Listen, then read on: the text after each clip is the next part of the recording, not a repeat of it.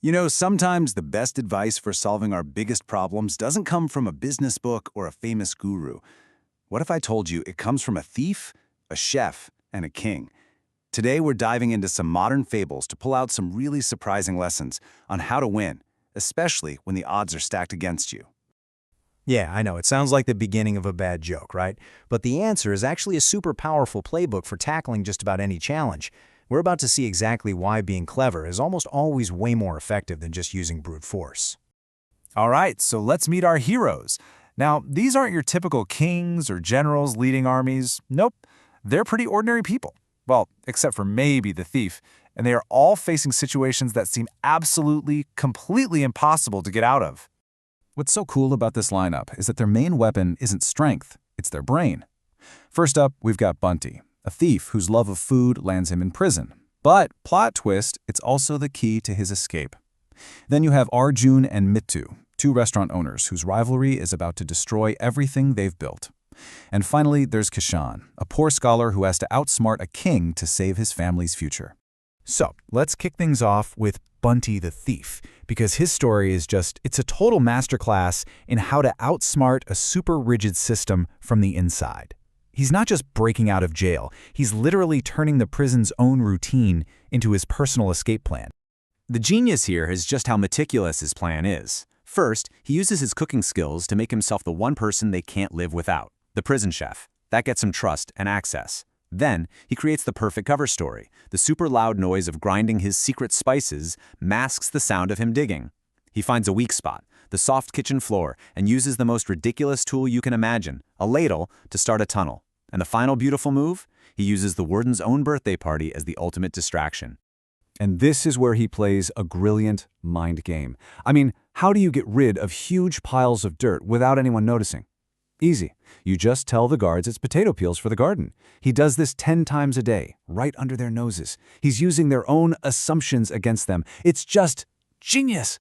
So after he escapes, he leaves a note. It says, Azadi Anmol hai, which means freedom is priceless. And get this, he even tells the warden that the kheer, the sweet dessert he made, is still warm and he should enjoy it.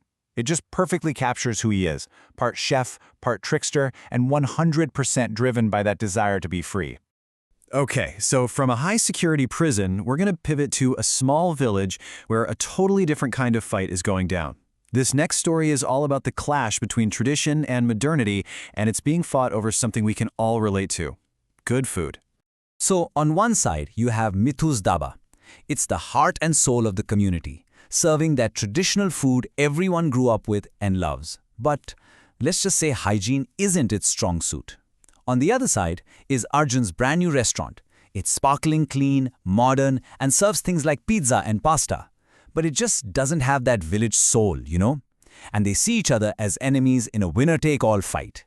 The whole thing blows up when a jealous rival calls the health inspector on Mittu's Daba, and it gets shut down. The whole village blames Arjun.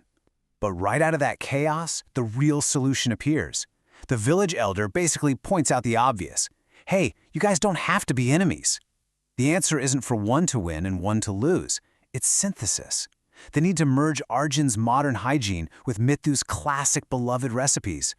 So what's the thread connecting a prison escape with a restaurant war? Well, in both stories, the key to winning was all about understanding the system. Bunty learned every little routine and blind spot in the prison. Arjun and Mithu had to figure out what their village marketplace really wanted. It's all about mastering the rules of the game so you can start bending them your way. And this table just lays it all out so clearly. Each of our heroes faced a different kind of system. Bunty the Thief, he was up against the rigid, unthinking system of a prison, and he won with psychology and misdirection. Arjun and Mithu, they were in the competitive marketplace, and they found their win through collaboration. And then there's our third hero, Kishan the Poor Scholar. He had to beat a king's intellectual test, and his strategy was deep knowledge plus this really cool thing called lateral thinking. And this idea is so important. Lateral thinking. It's just a fancy way of saying you solve a problem by looking at it from a completely different angle. So, Kishan the scholar has to answer these impossible riddles from a king to get money for his daughter's wedding. One riddle asks him to bring both fire and air and paper. Impossible, right? But he shows up with a paper lantern to hold the fire and a paper fan to create the air. He didn't break the rules, he just twisted them creatively.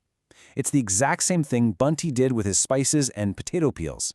So, after all that, what are we supposed to take away from this? Because these aren't just entertaining little tales, right? They're actually fables, and they're packed with wisdom that is surprisingly useful for how we can solve problems in our own lives right now. So what's the final playbook here? First, being adaptable will always beat being rigid. Always. Just like Arjun and Mithyu had to adapt to survive. Second, empathy is actually a strategic tool. If you understand what people really want, whether it's a warden who loves food or a village that loves tradition, you have a huge advantage. Third, you have to understand the system you're in better than the people who run it. And maybe most importantly, all these stories show us that your mind, your creativity, your ability to think differently, that is always your most powerful weapon. So I'll leave you with this final thought to chew on. What was the real weapon in these stories? Was it Bunty's ladle digging that tunnel? Was it Arjun's pizza, which brought something new to the table? Or was it Kishan's ability to answer a king's question? Of course, the answer is none of them. The real weapon was the mind that knew exactly how to use them.